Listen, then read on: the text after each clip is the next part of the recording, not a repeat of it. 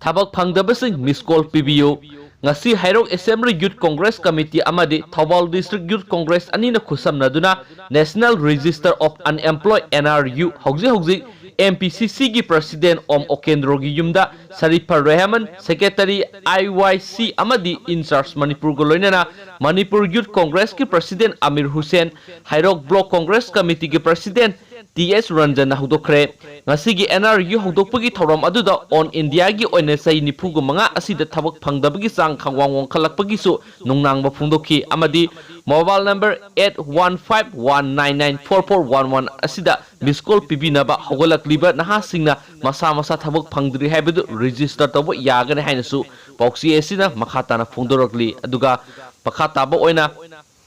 Manipurda aduki matik thabak phangdaba miyoi sa kya laibanina video asibu nungsibidana ma'am share to biyu hainasu Manipur top channel gi maikeri gi ma'am da phungdok sari share video sai lusinjirage thank you